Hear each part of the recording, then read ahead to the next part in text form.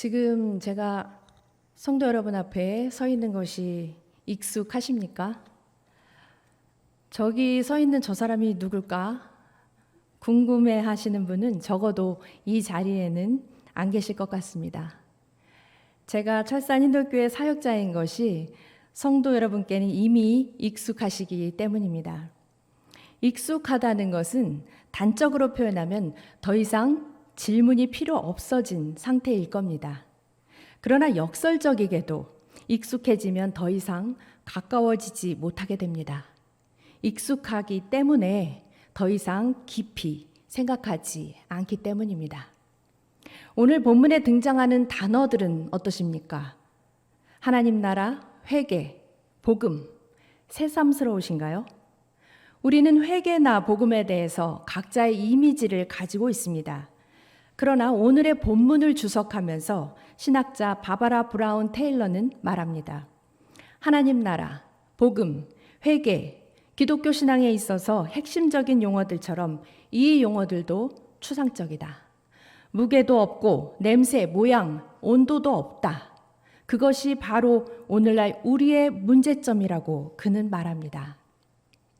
오늘 저는 성도 여러분과 예수님이 처음 세상에 던지신 한마디에 주목해 보려고 합니다.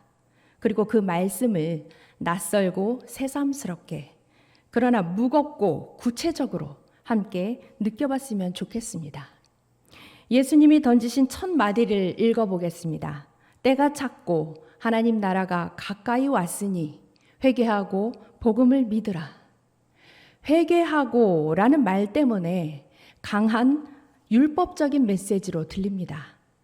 저는 어릴 적에 회개를 해야 성령께서 우리 마음에 오신다는 이야기를 수련회 때마다 들었던 것 같습니다. 그러나 어린 저로서는 회개라는 말을 정확하게 이해하기가 어려웠습니다.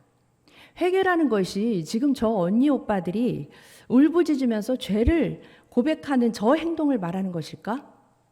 제 생각에는 그러면 우리는 평생 매주, 아니 매일 수련회에 참석해야만 할 것 같았습니다. 헬라어 원어로 보면 회개라는 단어는 메타노이아라는 말입니다. 이 말은 돌아서다 라는 아주 극적이고 강한 결단을 의미합니다. 내가 정한 곳, 내가 원하는 목표, 내 의지로 일궈오던 삶에서 돌아서라는 말입니다. 아니 그렇게 거창하게 표현할 것도 없이 내가 마음을 빼앗기고 살았던 것에서 돌아서서 하나님을 보라는 말씀입니다. 그러니 나의 죄를 고백하는 것도 당연히 포함이 되겠지요. 죄란 마치 표적이 빗나간 화살과 같이 하나님 뜻과 어긋난 행동을 말하니까요. 그러나 회개란 죄를 고백하는 것보다 하나님께로 돌아서는데 더 방점이 있다는 사실을 기억해야 합니다. 다시 말하면 회개란 잘못한 만큼 돌아오는 것까지를 의미합니다. 우리가 주일 예배 때 하는 참회의 기도도 같은 맥락입니다.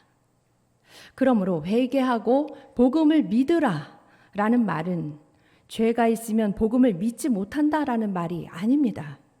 이 말은 자신을 의지하며 힘겹게 살아가던 삶을 버리고 하나님께로 돌아서기만 하면 이제부터 하나님이 나를 안아주신다는 약속의 말씀입니다. 내 마음과 뜻대로 사라지지 않는 것이 삶이라는 사실을 우리 너무나 잘 알고 있습니다. 그런데도 미련한 우리는 얼마나 끝까지 내 욕심대로 해보려고 애를 쓰며 살다가 지치기를 반복하고 있습니까?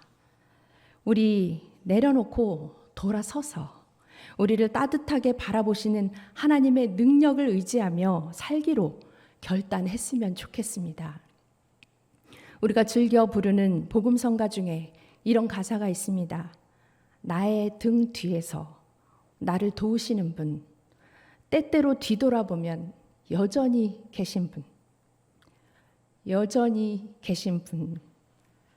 우리의 무지함과 하나님의 사랑을 잘 표현한 말이라는 생각이 듭니다. 돌아서면 비로소 보이는 것이 있습니다. 바로 하나님이 우리와 함께 계셨다는 사실입니다. 그러기에 오늘 예수님의 이 말씀은 듣는 이에게 기쁜 소식이 되는 겁니다. 이미 익숙하지만 다시 들을 때마다 기억하고 싶어지는 말이 있습니다. 예수님을 따라가는 길에 있어서 중요한 것은 속도보다 방향이다 라는 말입니다. 사실 따라간다 라는 말을 보면 이에 대한 더 이상의 설명도 필요 없습니다. 아무리 빨리 가는 걸음, 열심히 걷는 걸음이라도 그 걸음이 빠르면 빠를수록 방향이 부질없는 일이 될 수 있습니다. 방향이 다른 길로 가고 있다면 빨리 갈수록 하나님과 더 빨리 멀어지는 일이 되고 말기 때문입니다. 그것이 바로 오늘 예수님이 우리에게 말씀하신 회개의 중요한 의미입니다. 이런 의미를 염두에 두고 오늘의 말씀으로 다시 돌아가 보겠습니다. 회개하고 복음을 믿으라. 지금 이 말씀을 하고 계신 분이 누구십니까? 바로 예수님입니다. 그분의 삶은 온통 하나님의 사랑을 전하는 하나의 메시지였습니다. 하나님이신 그분이 죄인된 우리를 위해 낮고 천한 몸을 입으시고 우리와 같이 낮아지셨고 온 몸으로 우리를 구원해 주셨습니다. 예수님이 그렇게 나를 구해 주셨고 이 땅에 하나님 나라를 이루기 위해 오셨다는 것, 그리고 그분이 지금 나와 함께 계시다는 것, 그것이 바로 복음입니다. 오늘 본문 말씀을 전하고 계신 예수님, 그분 자체가 바로 복음입니다. 따라서 지금 이 말씀을 듣고 있는 사람은 복음 안에 들어와 있는 겁니다. 그뿐이 아닙니다. 하나님이신 그분 안에 있으니 바로 지금 하나님 나라에 들어와 있는 겁니다. 내가 나중에 천국에 간다는 사실, 그것 때문에 복음이 기쁜 소식이 된다는 것은 반쪽짜리, 단편적인 표현입니다. 우리는 때때로 세상이 강요한 행복과 성공의 기준을 그대로 천국에 적용하기도 합니다. 천국에서까지 상급과 자리가 중요한 우리들 아닙니까? 그러나 천국은 이 땅에서 우리가 사는 동안 보장받는 구체적인 현실을 포함한다는 것을 기억하시기 바랍니다. 또 하나님이 계신 곳이 천국이라면 지금과 나중이 달라질 것도 없습니다. 그것으로 만족이 안 되는 우리가 문제입니다. 이 말씀을 현대 언어로 의역한 유진 피터슨의 메시지 성경으로 읽으면 느낌이 더 가깝게 다가옵니다. 때가 되었다. 하나님 나라가 여기 있다. 너희 삶을 고치고 메시지를 믿어라. IT 전문업체 시넷이 눈에 있는 광색소가 색을 분리해서 볼 수 있는 앵크로마 안경을 개발했습니다.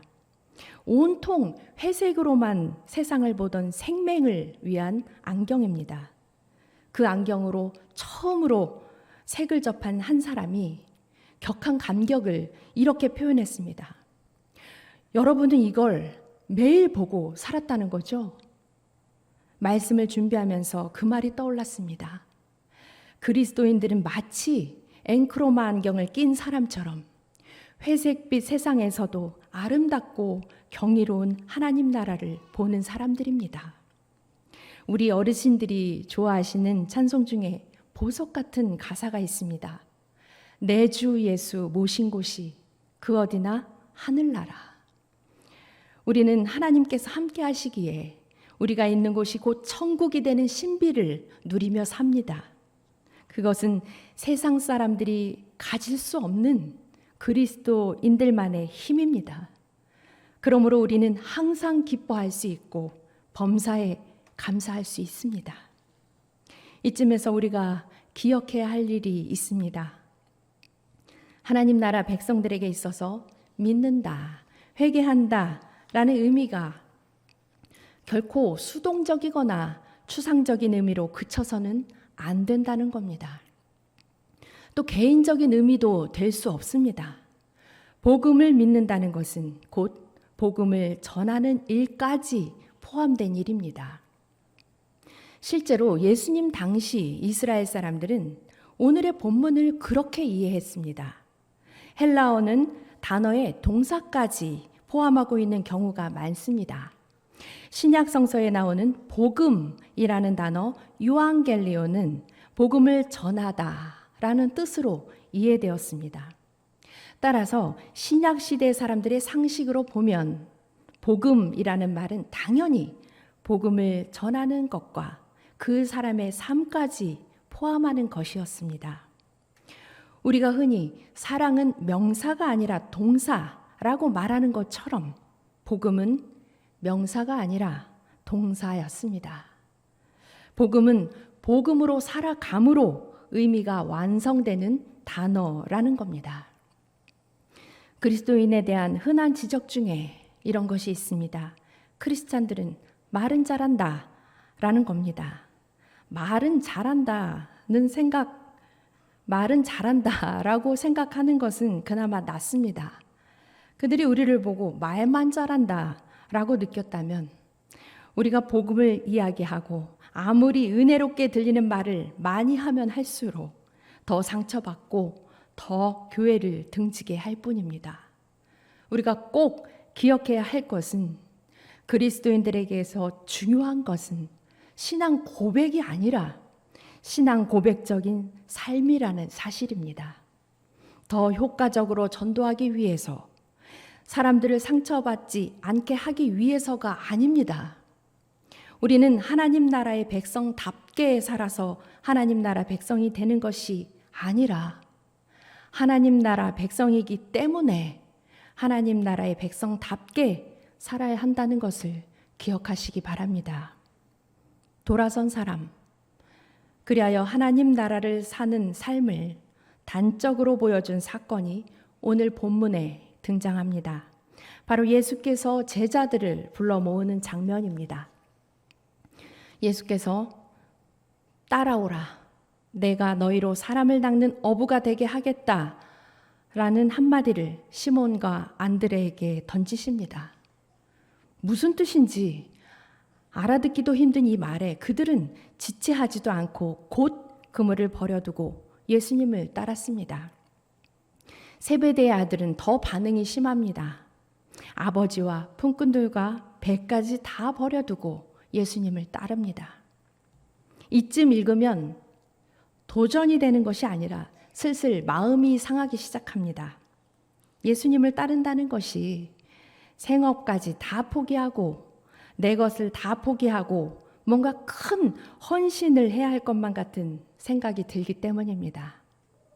다시 말씀드리지만 예수님을 만나고 제자들이 어떻게 변화되었는지 아주 단적으로 그리고 극적으로 표현한 장면이라는 것을 생각해 주시기 바랍니다. 예수님은 바쁜 삶에 한 가지 과제를 더하라고 그리고 버겁고 마음 어려워지는 과제를 요청하신 것이 아닙니다. 오히려 전혀 새로운 존재 방식으로 그들을 초청하셨습니다. 이에 그들은 이제까지의 모든 삶을 송두리째 내려놓고 돌아서서 새로운 정체성으로 거듭난 겁니다. 예수님의 말씀을 메시지 성경으로 읽어보겠습니다.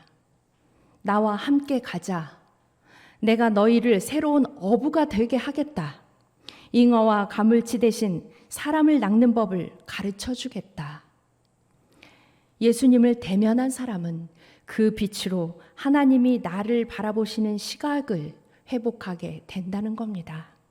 그것이 바로 오늘 성도님과 나누고 싶은 돌아섬의 또 다른 의미입니다. 저는 말씀을 읽다가 오늘의 본문 말씀을 아주 잘 표현한 바울의 한마디를 읽게 되었습니다.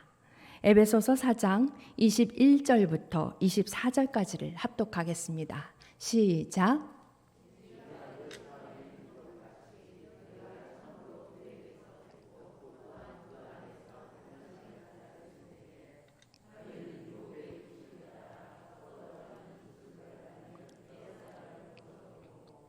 오직 너희의 심령이 새롭게 되어 하나님을 따라 의와 진리의 거룩함으로 지으심을 받은 새 사람을 입으라. 아멘.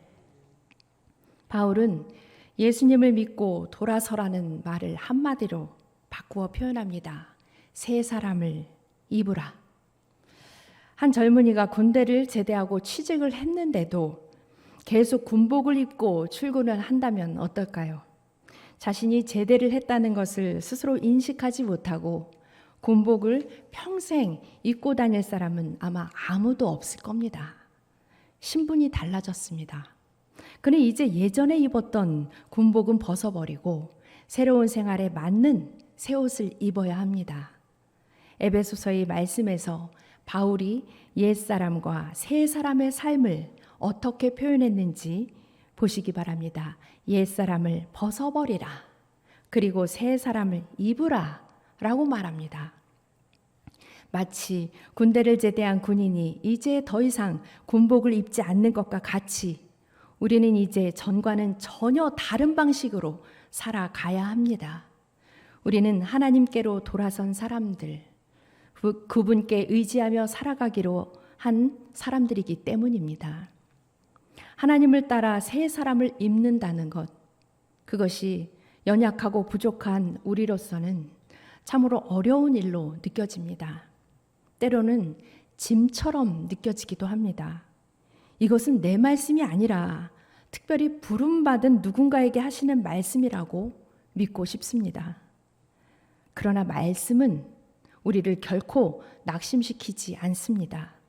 새 사람이 되는 것을 마치 옷을 벗고 입는 것과 같이 표현하고 있다는 사실이 위안이 됩니다.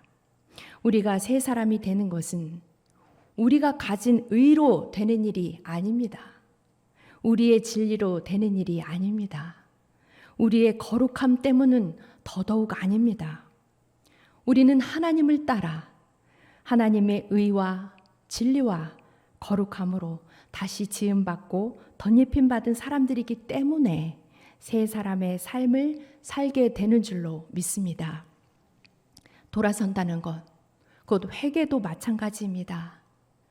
우리의 선한 능력으로 착한 일을 하며 살아야 한다면 아마도 우리는 계속해서 낙심할 수밖에 없을 겁니다. 그러나 하나님께로 돌아서면 하나님께서 우리를 도우십니다. 또한 하나님께서 우리와 함께 하심을 알게 되므로 세상을 힘있게 살아갈 수 있는 소망이 생깁니다. 지금 스스로에게 질문해 보시기 바랍니다. 나는 복음으로 살고 있는가? 나는 복음으로 돌아섰는가? 복음으로 돌아서서 하나님 나라에 사는 것이 감사하다라는 고백을 하셨습니까? 그렇다면 하나님이 사랑하시는 사람들, 그러나 아직 하나님을 모르는 사람들을 향해서 복음을 들고 나가시기 바랍니다. 복음을 목소리 높여 전하지 않는다 하더라도 괜찮습니다. 하나님께로 돌아선 우리의 삶 자체가 복음 안에 사는 삶이 되어서 우리를 보는 이웃들이 우리 속에 역사하시는 하나님을 알고 싶어하는 일이 일어날 줄 믿습니다. 그러나 만일 아니라면 아직 복음이 나의 삶에 영향력을 끼치지 못하고 있다는 증거입니다. 오늘의 맥락으로 바꿔서 말하면 나는 아직 돌아서지 못했다는 말입니다. 그러나 그것을 깨닫는다는 것, 그것 자체가 하나님께서 이미 함께 하신다는 증거입니다. 복음으로 돌아서기만 한다면 그 복음은 힘이 있어서 우리를 하나님의 백성답게 살 수 있도록 이끄실 줄 믿습니다. 어떤 것도 계획할 수 없고 그 무엇도 단정할 수 없는 그야말로 불확실성의 시기를 우리는 지나고 있습니다. 가장 확실한 것을 붙들고 이제 흔들리고 싶지 않으십니까? 그러기 위해서 우리 이 시기에 모든 익숙했던 것들에 대해서 낯설게 느껴보면 어떨까요? 어쩌면 우리는 가장 중요한 것에 이미 익숙해져서 더 이상 깊어지지 못하고 있는지도 모르니까요. 우리의 것인 줄 알고 우리 마음대로 살았던 삶이 그리고 늘 그래왔고 잘 가고 있다고 믿었던 예수님 따르는 길이 낯설게 느껴지셨으면 좋겠습니다. 그리고 돌아서서 변함없이 나와 함께 계시는 하나님을 잠잠히 대면하는 우리가 되기를 간절히 소망합니다. 기도하시겠습니다. 사랑의 하나님, 은혜 감사합니다. 온 삶으로 하나님 나라를 전하셨던 예수님의 한마디를 기억합니다. 때가 찼고 하나님 나라가 가까이 왔으니 회개하고 복음을 믿으라. 지금 나와 하나님이 함께하고 계심에 지금 내가 선 곳이 하나님 나라임을 믿습니다. 그 신비 안에 우리를 먼저 불러주셨사오니 감사합니다. 우리가 복음의 삶을 잘 살아서 나를 통해 복음이 흘러가게 하시고 그렇게 주님의 초청에 응하는 하나님 나라의 백성이 되게 하여 주옵소서. 감사드리며 예수님의 이름으로 기도합니다. 아멘.